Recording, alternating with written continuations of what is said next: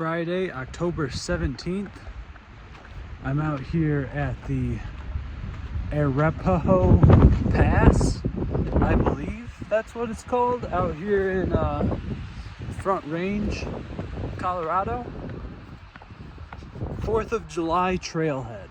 It was quite a ridiculous rough road to get here, not gonna lie, but the van is still in one piece. So we're 2 miles from the glacier, 2 miles from Diamond Lake, and looks like somebody etched out how far away from the actual pass.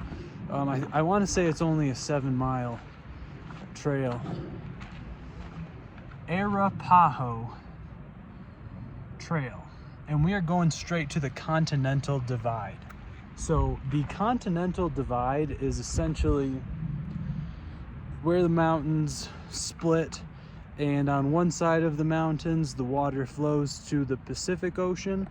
On the other side of the mountains the water flows to the Atlantic Ocean. So that's where I am now. Pretty nifty stuff. And yeah, let's get this run in. I got the Salomon ADV Skin 12. So quite a bit of an upgrade from my first bag that I had. I have to say I like it a whole bunch. Got my straw here. That's gonna need to get worked out. Exactly 1 mile in. Taking it about 17-minute mile pace. And look at this little waterfall. There's been icy patches. Wherever the snow melt's falling from the top on the trail, it's got icy patches. I really ought to go ahead and get myself some micro spikes if I'm gonna keep doing this. Currently 10,600 feet elevation, and we're already hitting ice. So I can only imagine how brutal it's gonna be when I get to the summit here. I did bring 2 additional upper layers, and I have my running leggings on, so we should be okay. Mountains in the distance, they have snow, but they're not capped. The summits are still clear of snow.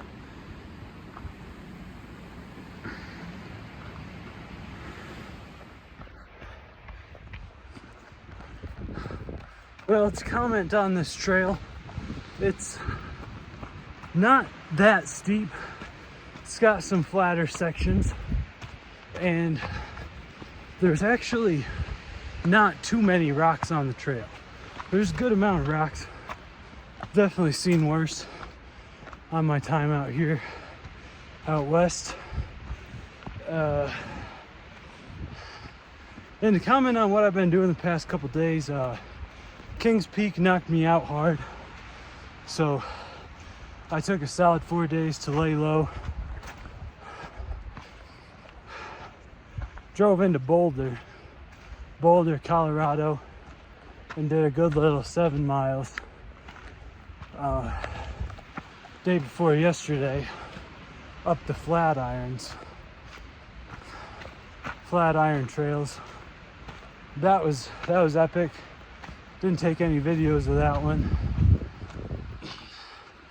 And now we're back here in the wilderness, Indian Peaks Wilderness, Roosevelt National Forest. Okay, so just past 11,000 feet elevation. You can see in the distance, we are just about to cross the tree line. So once I make it above the tree line, that wind is just gonna start getting brutal. And it really already is kind of brutal, but it's only gonna be worse once I get above that tree line level. So judging by the trees over here, and the trees up there, I got a solid 10 minutes or less of this tree coverage. And at that point, the wind is gonna just start kicking my butt. But I do have my turtleneck and my raincoat. My raincoat is basically just a windbreaker. If it gets too bad, I'll end up with 4 layers, upper body. Look at these views. This is incredible. So this is one of those trails where, yeah, I'm 30 miles plus from the nearest town, but this is a popular enough trail that there's been plenty of people. Makes it feel, you know, relatively safe. So, yeah, we'll just hope that wind doesn't blow me away. It looks like this is one of those trails where the clouds just are right at the mountain summit level. And I forgot to pause my watch for this whole little talk here. Anyways, yeah, plenty of people out here. Nothing scary. I got the bear spray. So once you get to the summit of Arapaho Pass, the trail keeps going, and we'll see how much I can take of that wind, because look at them clouds. Those clouds are moving pretty quick, so that's a solid indication that the wind is blowing pretty good, pretty strong winds. Honestly, I'd be pleased with 7 miles. This is one of those trails that it actually started out at above 10,000 feet elevation. So this is the way I came in. You can kind of see the road going through the canyon there. And as you can see, there's just nothing. So very far from the nearest civilization. Anyways, Rocky Mountains. I just can't get enough of these vistas right here. This is nice. I'm gonna stop and take a picture of this.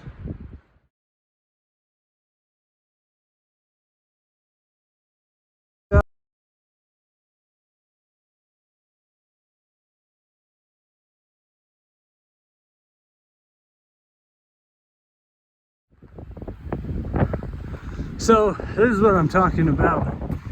If the trail doesn't get enough sunshine, or I don't know what happens, but essentially we got water flowing down. It freezes over, and this is good and slippery. So if I had some micro spikes for my shoes, that would keep me from worrying about falling.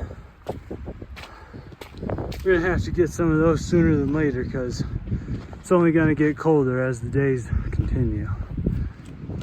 So just like that, I have made it out of the tree line into a small meadow here.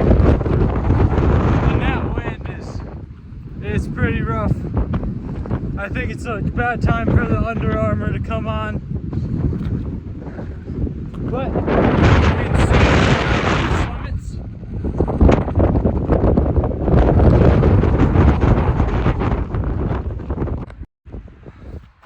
Alright, so that wind was miserable for a minute, but once I put all my layers on, it's incredible. The views, incredible. This way is to Arapaho Pass, and this is the trail to the glacier. You can see the glacier right here. Basically, just a mound of snow that's ancient and never melts. Really doesn't look like there's too much to it, unless it's beyond the little canyon thingy in between the mountains there. but I'm pretty sure it's not far. One thing I do have to say though, over 11,000 feet in, over 11,000 feet of elevation, and that air is thin. It is thin. You can really feel it in your whole body. Side effects of the limited oxygen would include, but are not limited to, dizziness, shortness of breath, and yeah, there's probably other things, but I'm honestly feeling really good. I've had elevation sickness in the past years ago, but I've been fortunate this trip I haven't. Probably because I drove out here and just gradually made it up from, basically 800 feet above sea level to here, 11,000. Anyways, I'm almost 2 miles in to the run, so there's not a heap of trail left in front of me, which is fine. We'll see how I'm feeling. I might double back to this glacier because I'm pretty sure this is an out and back trail. So I'm thinking I got about another 1.5 miles until the turnaround point. So I was miles of bumpy dirt road, miles of rocky trail to get to where I am now. And what do I find? This thing, just about the top of the mountain. And then we got whatever this thing is. This thing looks kind of like a centrifugal type of deal. Got a gigantic gear. So obviously this stuff's out of commission for a long time. Look at this. Look at this metal. What do you estimate that is? I mean, it's got to be thicker than 1/2 inch. Am I right? I don't know. Anyways, the point I'm trying to make is this thing is heavy. How did it get up here? I would like to know how this stuff got up here. I have no idea what this thing is. It looks like there used to be some type of hose fitting here. Maybe they were putting water in this, and then this is obviously a spinny thing. Looks like they had some kind of belt spinning this. So whatever was connected to this is missing. But then we got a smelter, I believe. So, Mine and Smelter Supply Company, Denver and Salt Lake City. So this thingy here, apparently where I'm at, back in the day, used to be a mine. And what I'm thinking is they would put their minerals, whatever they were mining, they'd put in here, or smelting. This was a heating element of some kind, and I'm thinking they used it to maybe refine whatever they were mining before they sent it down the mountain. But this stuff just seems heavy. I mean,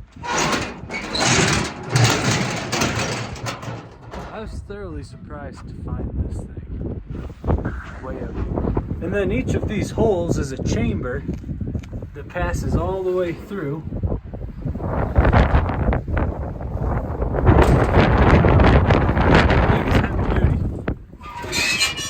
Looks like there was another water element to this one as well.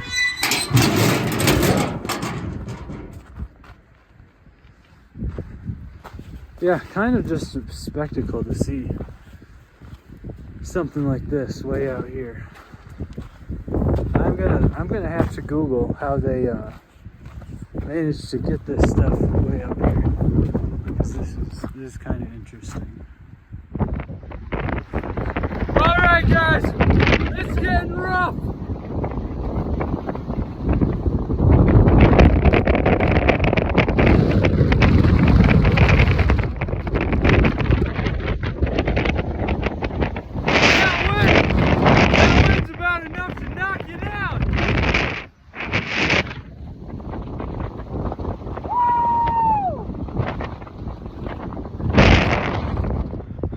All right, guys, check it out.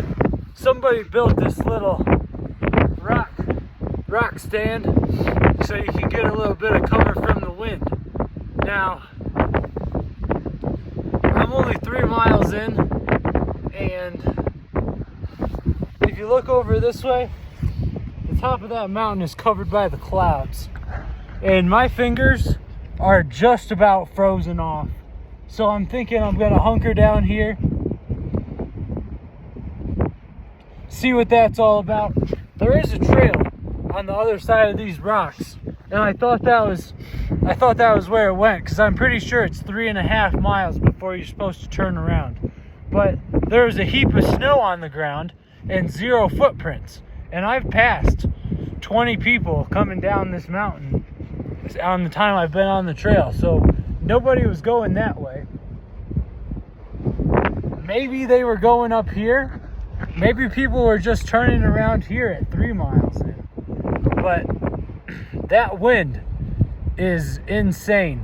It's rough.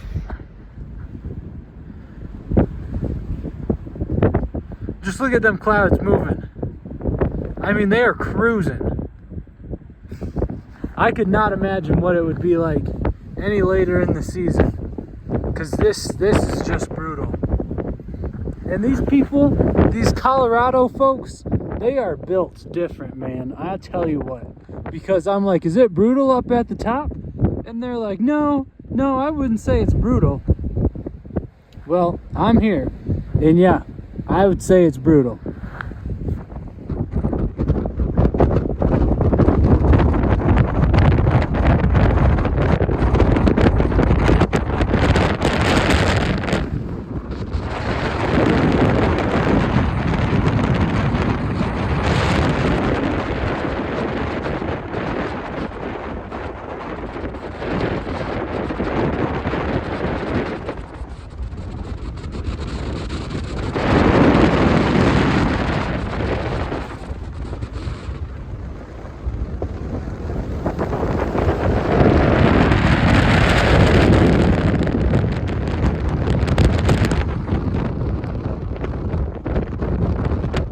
That wind's about enough to take you out. But look at this.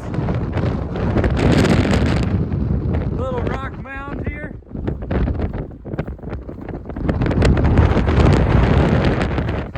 Get right in here. Lay down. Oh, yeah. Escape that wind. Oh my gosh. Just laying on the ground.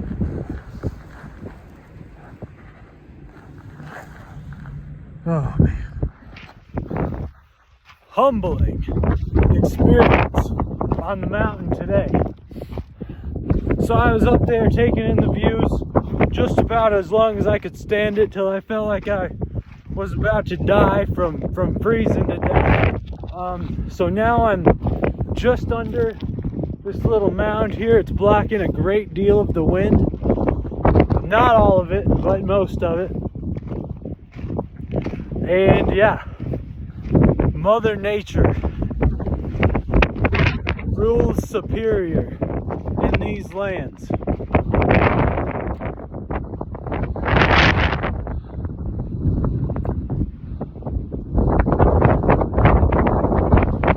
I'll tell you what, only 3 miles up and 3 miles back, and this has just been kicking my tail. That wind is just enough to really take you out. I mean, this has got to be one of the most brutal experiences I have had with wind in my entire life. The second you get to the top of that little hill there, man, oh man, that wind will get you. It'll certainly get you. But I'm just gonna take in these mountain views.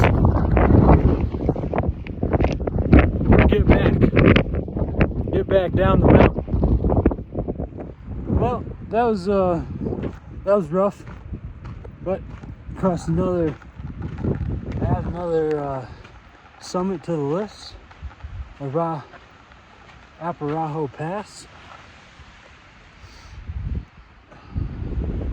honestly ready to get out of this wilderness.